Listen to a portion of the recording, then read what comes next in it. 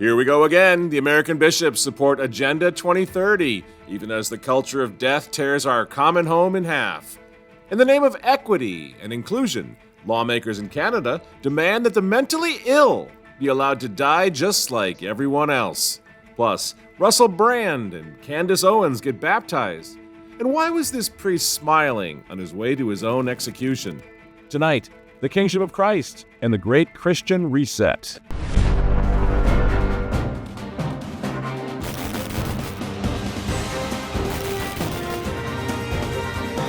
Good evening, ladies and gentlemen. I'm Michael Matt. This is the Remnant Underground, the World Health Organization Pandemic Preparedness Treaty. Before we get started tonight, just a little reminder.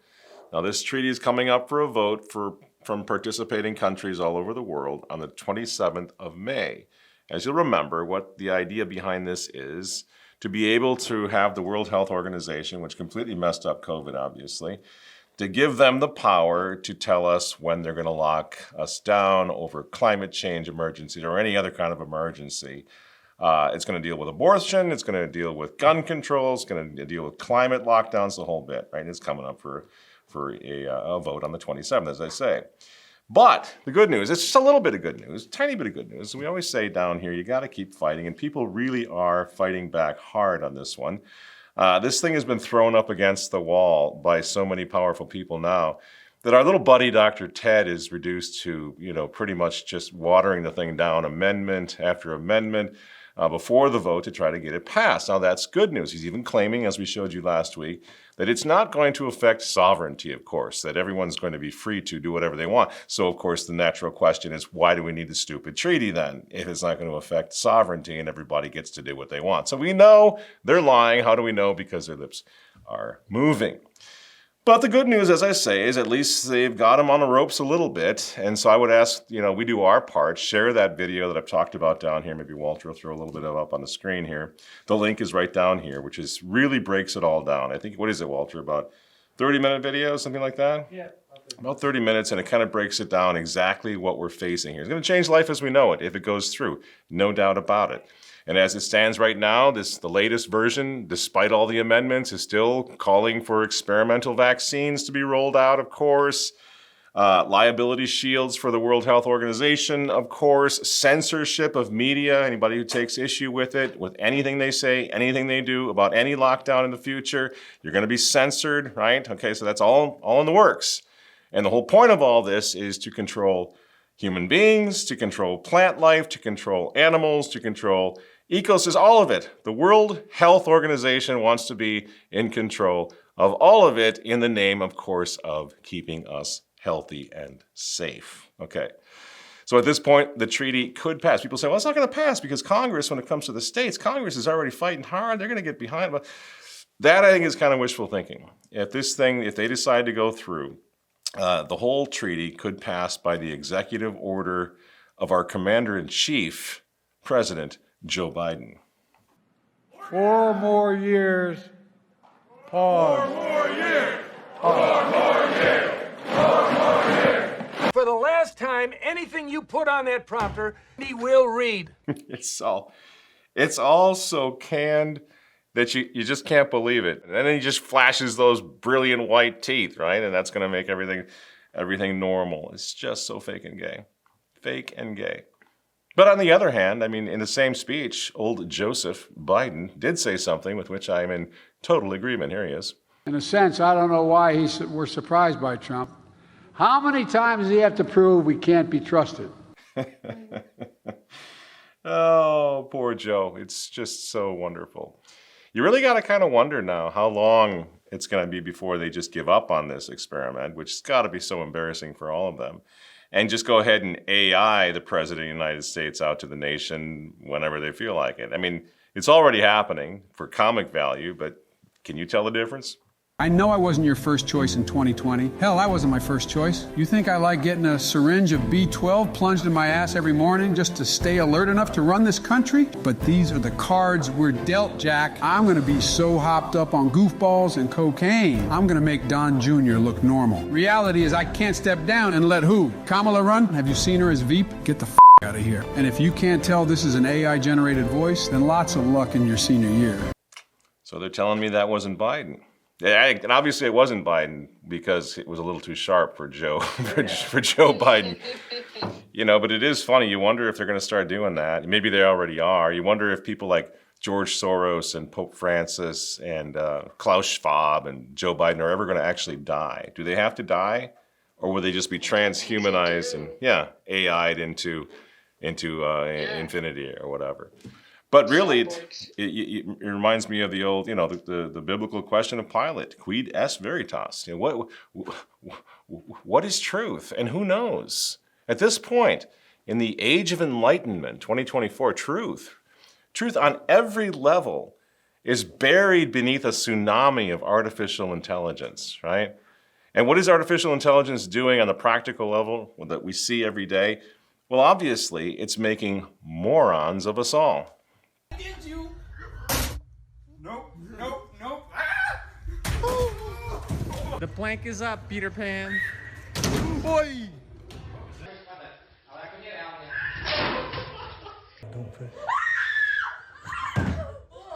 Now, I suppose that's got some comic value, but yikes. There we are, friends. There's where your age of enlightenment left us all. A perfect metaphor for the most dumbed down society in human history. That's us. Congratulations, way to go. We live in a society where the enlightened ones need GPS, need computers, AI for everything, GPS to find their way to the public restrooms. Only once they get there, they don't know which one to use. The worst thing ever is like public bathrooms, but I feel like within like 5 to 10 years, like there's gonna be gender neutral bathrooms everywhere, and like we're not gonna have to worry about that. And it's not like I am afraid to like go in whatever bathroom because like people are gonna look at me weird. It's like I'm afraid to get killed or harassed in a public bathroom. Whom the gods would destroy, they would first make insane. We don't even know what sex we are anymore in this enlightened age. And the thing is, you say, well, we've got our protections of family. Well, the family's getting blown apart. Friends, well, the polarization, everybody's being polarized, everybody's fighting with each other, the internet's tearing us apart. Well, we got the church. Well, actually, no, we don't. An aggressive goal with an aggressive plan, as the Lexington Diocese lays it all out today, hoping to reach net zero emissions by 2030. On this day, we take this important step forward. Following the lead from Pope Francis, the Diocese of Lexington is stressing that its parishioners need to take the lead on carbon neutrality. Work together to preserve, protect, and allow to flourish our common home. Who do you think you're impressing? Who's your audience? Don't you see? Do you look at your own numbers? Do you see who's actually reading your tweets and whatnot? Nobody cares. So why do you persist in this? Because you know what we're doing here in the real world, like I'm a father of 7 kids, in the real world, we're looking at our common home, and guess what? It is going to hell, Your Excellency. Have you noticed? So what is this substance called, and how did it reach the people? A lethal substance known as tranq is rapidly spreading on the streets of LA. This substance is turning humans into actual zombies. At first, it seemed like just another cruel trick of fate in a city that had seen its share of struggles. But this substance was different. It didn't just alter minds, it turned the users into something else entirely.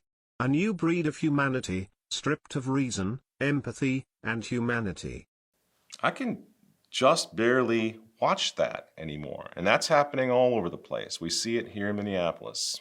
Little old flyover land, Minneapolis, St. Paul. Everywhere. But Bishop Stowe, following the example of Pope Francis, he's got himself a plan. Work together to preserve, protect, and allow to flourish our common home. Just barely believe he's serious, because you kind of go, my goodness, if he thinks that's actually working with people, the church is in the hands of people who are 1,000% out of touch with people living in the real world. I guess it makes sense. This is the same guy who made COVID vax mandatory, was canning the officials, Catholic people working in his own chancery office if they didn't get vaxxed. He was also, I think, among the very first now to rush right on out there and shut down the Latin Mass for the sake of unity, because he was busy unifying with these people.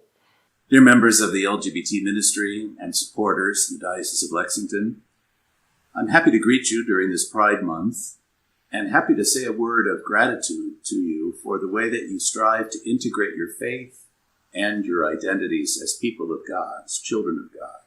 And of course, not surprisingly, homosexual blessings, according to Bishop Stowe, are a sign of God's approval of what he calls queer couples. So remember when people were saying, Pope Francis was just calling for the blessing, just general blessings of people who identify as this one, not as the couples. Well, he comes right out and calls them queer couples getting blessed are a sign of God's approval.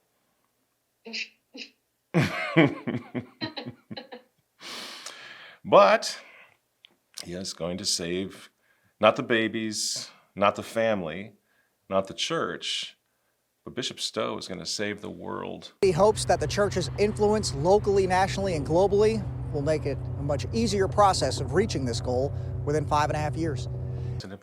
Oh, that's 2030. So in other words, the good bishop is 100% all in with Bill Gates and Agenda 2030, obviously. We all need to support the global goals.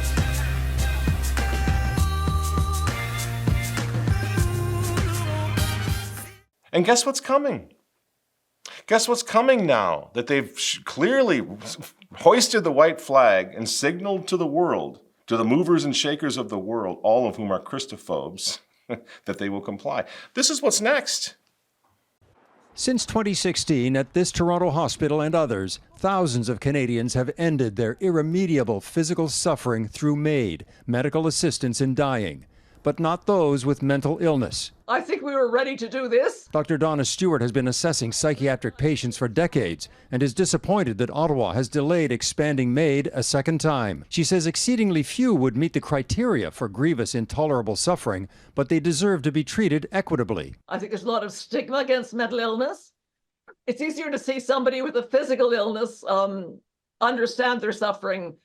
But I think we have to accept that people with mental illness suffer just as much as people with physical illness.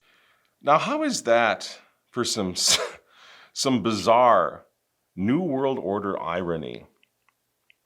That in the name of equity and inclusion, failing to allow for the extermination of the mentally ill Canadians constitutes discrimination against the mentally ill. How about that? How twisted can this get? So, there's not even a question anymore over whether or not it is moral to exterminate sick people. Not even a question about that. It's just a question of which ones and when now, up in Canada. So for us, again, this is literally a matter of self-defense. Like trying to get the Catholic Church to wake up, the moral authority of the world to wake up, trying to get the bishops of the Catholic Church to, for example, boycott the Synod on Synodality come October 2024, which is exactly what every single one of them should do. Some of these measures are actually self-defense, not just of the souls of our children, but self-defense of their lives, defending their lives in the very near future. This stuff with euthanasia, we're not talking a 5-year time frame. It's happening right now. In fact, over at remnantnewspaper.com right now, Angeline Tan has an excellent article that I would advise put a link down here. It's a little depressing. Well, it's not so depressing because she talks about the pushback against euthanasia as well, which is so important. But she notes something that's should be rather terrifying. Euthanasia advocates, she says, in Canada and in the Netherlands are predators. They're predatory. They are going after sick, vulnerable, and aged people.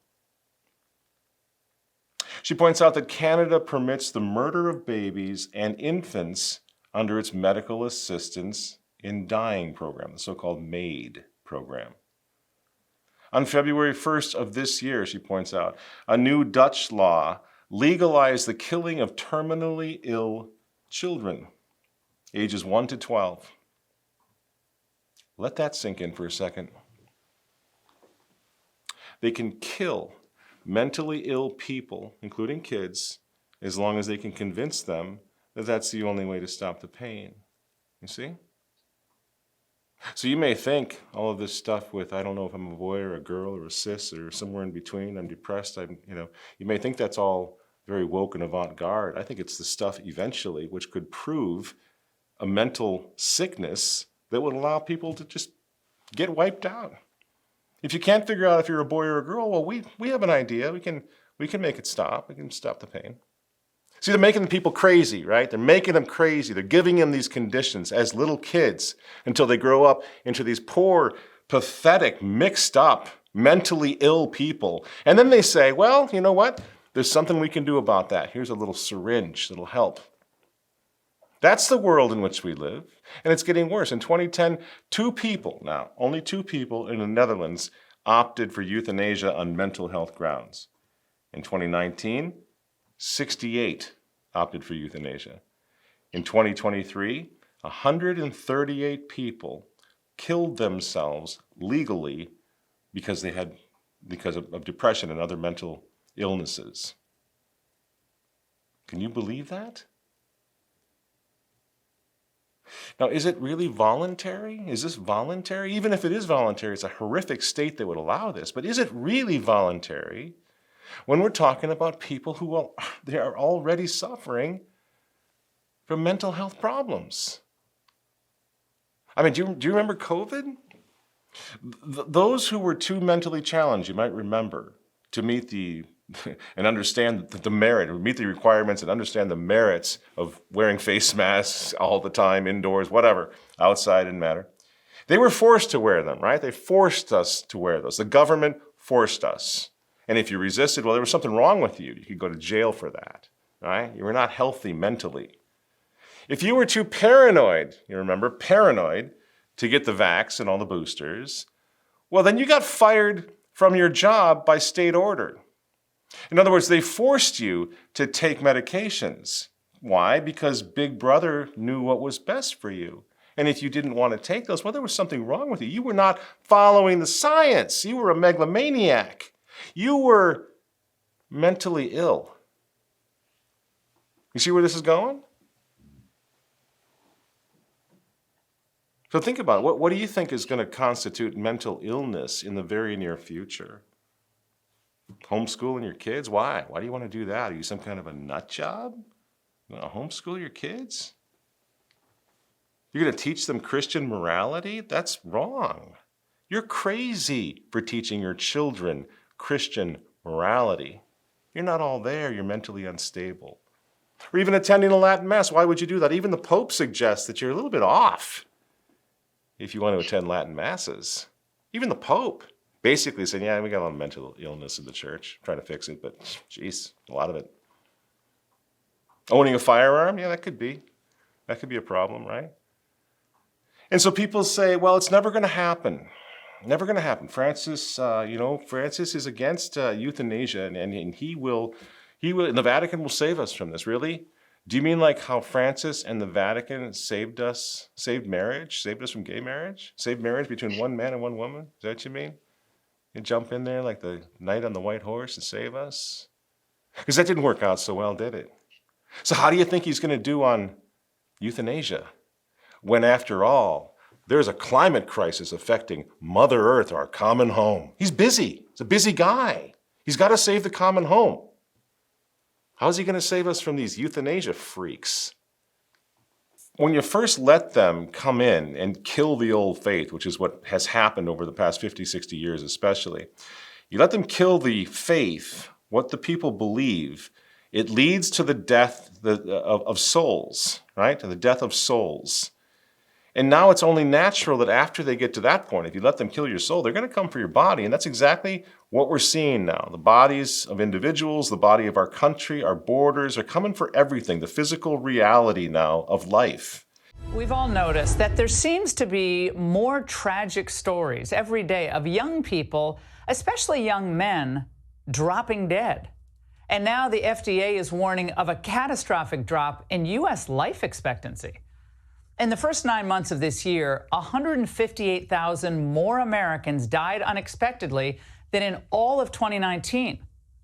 And my next guest is sounding the alarm. President and Chief Medical Officer of the Frontline COVID-19 Critical Care Alliance, Dr. Pierre Kory.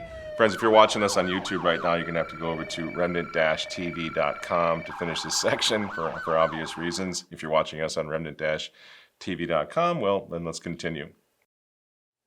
When this treaty that I talked about at the top of the show, the World Health Organization's Pandemic Preparedness Treaty, if that goes through, we can count on the bishops then to support climate lockdowns, 15-minute cities.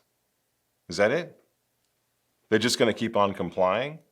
And yet, as I say, there are these folks on the internet that are complaining about rad trads running their mouths too much and being more Catholic than... Yes, we're more Catholic than these guys. We also don't threaten anybody's children. And we're wondering why we're being threatened, why our children are being threatened by bishops complying with this regime. It's like every bishop complying with the Nazi regime or complying with the Stalinist regime. We have a right to ask why that is. And obviously now, there is absolutely no moral leadership coming from the Catholic Church. They've all gone woke.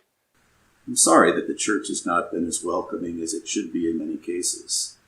I'm sorry that the issue of sexual orientation has become so divisive in our church and our community. Rather than expressing the compassion of Jesus and recognizing how he always reached out to those who were on the fringes and on the margins. This is a mission that leads everybody to hell. And I have come to learn that while homosexuality is part of my biography, it is not part of my nature. The world that we live in, our anti-Christian age, disagrees. It believes once gay, always gay, along with a host of other lies. Indeed, 5 lies of our anti-Christian age have coiled their way from the world to the church. And what are the 5 lies? Well, we just covered one of them. Homosexuality is normal. The second lie is that pagan spirituality is kind and inclusive. The third lie is that feminism is good for the church and the world. These lies, which have entered the church and the Christian college, have one thing in common. They discourage repentance of sin, and they encourage the pride of victimhood. Don't you think that now more than ever before, we need to get out there? Like, we got to get out of the little ghetto, in a little, our little underneath our cots where we're so confident that we're right, and we got it all figured out, and we're going to save ourselves. We got to take that out, don't we? Don't we have a responsibility to take it out into the public square, to do something about it, to raise awareness, to raise the standard of Christ the King in front of a dying world? Like, this is your hope, this is what you're looking for. Isn't that our job now? It seems like it is. So we talk about Russell Brand, and people get all upset about that. He's a fake. He's a fraud. Ever get tired of that? just judging everybody's a fake, and it's so silly. It's so easy. It might even be true. Maybe that's what he is. Let's find out. Let's go find out. Wouldn't that be fun? What these guys are? Because I'm not really seeing fake and fraud so much as I'm seeing people who are absolutely destitute of moral and spiritual leadership, and they're just clawing, like I said last time, clawing in the darkness, trying to find a way out. I don't think that makes them fakes and frauds. That makes them kind of like everybody else. It makes them diabolically disoriented who need a hand, doesn't it? And isn't that what we always say that we're here to do? We're the ones who have held fast to the old faith. Well, what are we going to do with it? Are we going to take it out and share it with people, or are we just going to keep it for ourselves in our little elitist clubs? In Russell Brand, he's going to be baptized on Sunday. But he said something in this video that I'm going to show you, while he was explaining why he wants to get baptized. He said something that, ironically enough, we've been saying down here for years. Here's what he said. This Sunday, I'm taking the plunge. I'm getting baptized.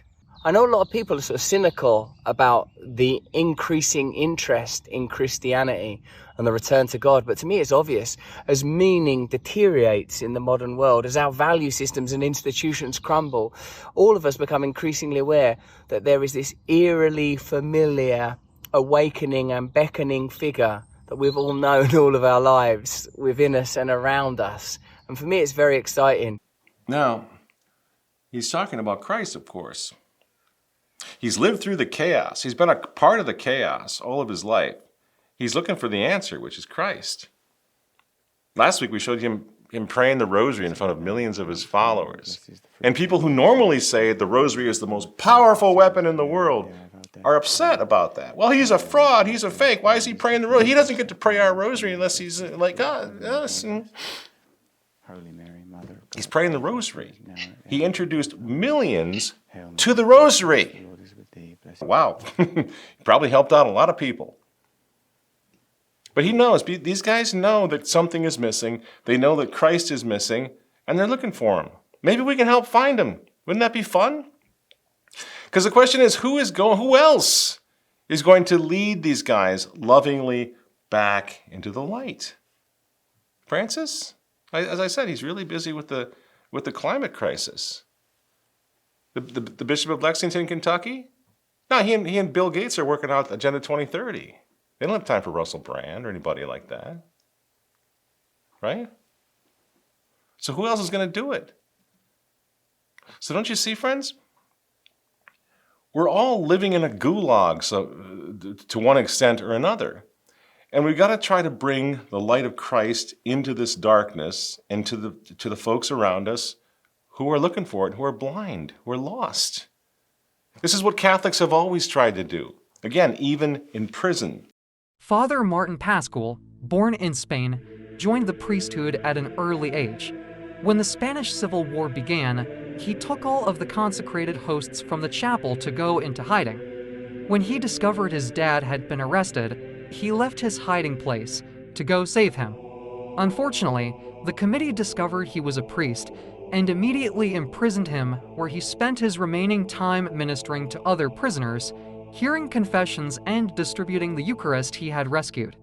When the time of his execution came, Father Pascual refused to turn his back to his executioners. They asked if he had any last wishes. He replied he wished to only give them his blessings so that God would not impute to them the madness they were about to commit. Just before getting shot, he shouted, "Long live Christ the King." We just see this with so many heroes of our faith, that the thing that sustained them was the kingship of Christ. That the last thing they wanted on their lips as they were dying was long live Christ the King. That's how important it is. That's always been the bedrock of the traditional Catholic movement as well. More so even than the Mass, because it includes the Mass. But everything is about the proclamation of the social kingship of Jesus Christ. So some of you last week asked, hey, what does Candace Owens have to do with the Catholic Identity Conference, the Christ the King Conference, which is going to take place out in Pittsburgh in September? So what's she got to do with it? That seems weird. She's not been a Catholic more than 2 minutes, Well, first off, I invited Candace Owens to speak at the Catholic Identity Conference long before she'd announced her conversion to the Catholic faith. It seems rather providential, in fact, that we invited her to speak a long time, weeks ago, to speak at the Catholic Identity Conference. And suddenly she announced that she's been baptized and converted to the Catholic faith. I see God's hand in that, right?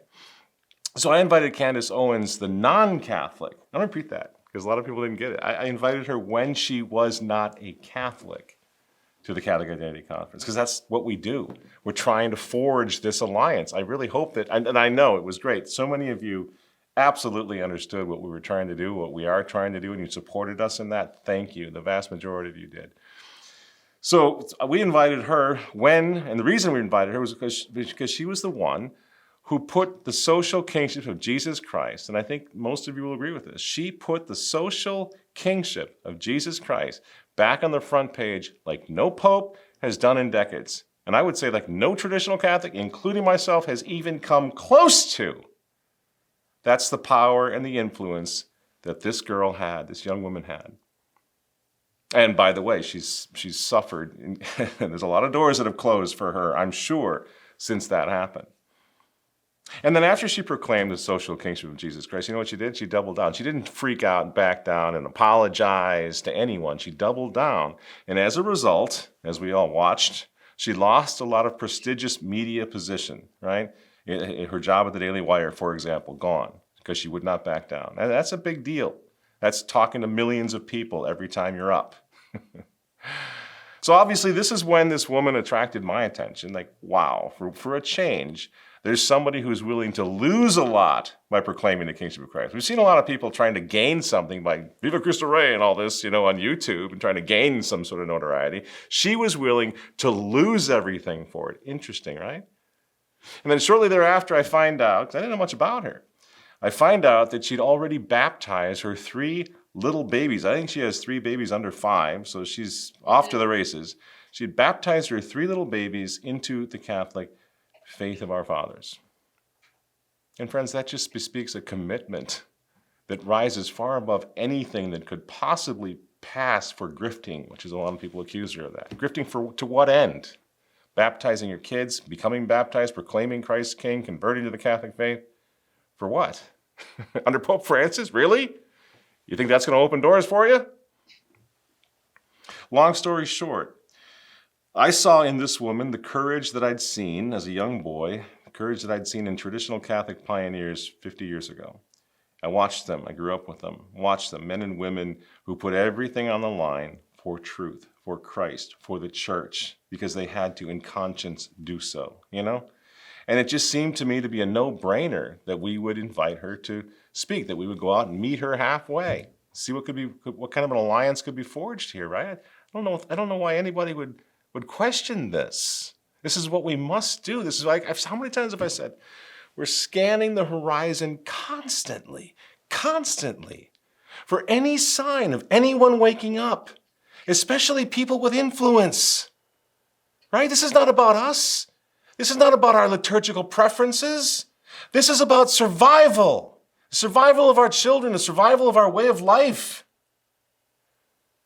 And people are lost everywhere, and you scan the horizon looking for allies. That's the point and purpose of this. Please, God, send us more. Send us recruits. Send us reinforcements. So we can stay on and fight. That's what Unite the Clans is all about. So if someone with a following, like Candace Owens, if she agrees to stand, it goes both ways. I mean, she's taken a step down as far as the world's concerned, right? If she's willing to stand with us, with this little remnant of believers, little tratty cat believers, right? She's willing to stand with us. She's got nothing to gain from it, nothing personally to gain. Well, that's the sort of thing that gives our globalist friends wake-up screaming nightmares. Because what if that becomes contagious? With lots of people who are out there lost and looking and beginning to see the light. Can you imagine what happens? What if? Just what if this Catholic counter-revolution were to seriously take off, even in the mainstream? Isn't that what we're shooting for? For the sake of souls? For the sake of restoration? For the sake of our children's future? What if that happens? What then? So I can just come out and do this show or do the Sharp Pilgrimage or do the CIC and just cater to our little group of friends, our little choir, the converted. But what's the point of that? You don't need me for that. What's our strategy? What's our long-term strategy? You see, the Catholic Identity Conference is a conference for adults who want to become more engaged in serious Catholic action, friends. It's an event where polarization has no quarter, and this is crucial. I'm talking about the polarization that is absolutely essential to the success of the enemy's war against the cross and against the church and against tradition. Polarize everybody. Don't let anybody talk.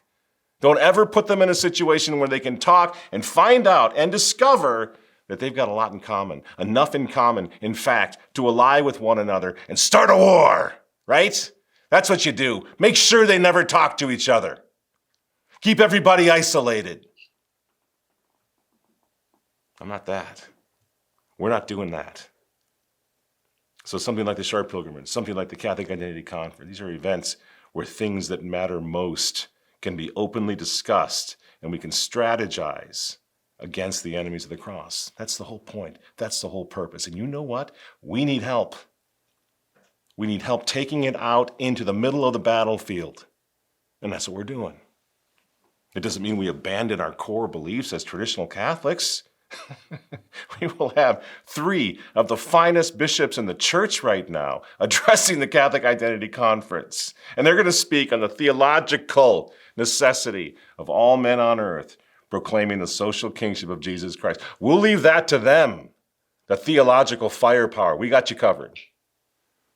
We're going to have priests at the Catholic Identity Conference who are going to make the case that the whole point and purpose now of the Latin Mass has always been, first and foremost, to save souls, but also secondarily to foster not some elite movement, not elitism, but rather to strengthen abandoned sheep, little people like us, in fact, millions of us worldwide, to strengthen us in faith, to strengthen us in hope, to strengthen us in charity, so that, please God, we will have the honor of being transformed, even us being transformed into soldiers of Jesus Christ the King, ready to fight, ready to ally ourselves with anyone who will stand with him in this darkest moment in human history. Does anyone doubt? There's never been a darker moment than this.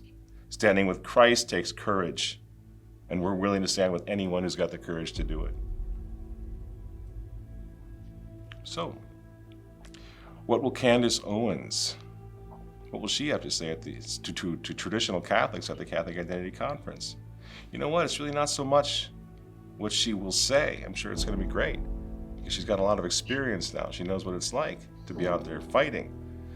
It's not so much what she's going to say, it's what she's already said. It's what she's already done. The example she's already shown, the courage she's already manifested. She has fearlessly proclaimed, friends, the one truth that matters more than anything else in this world today. Christ is King. That's what she said. And guess what? Millions heard her say it. And that cannot be unsaid, friends. And for that, I say, God bless Candace Owens, and welcome to the front line.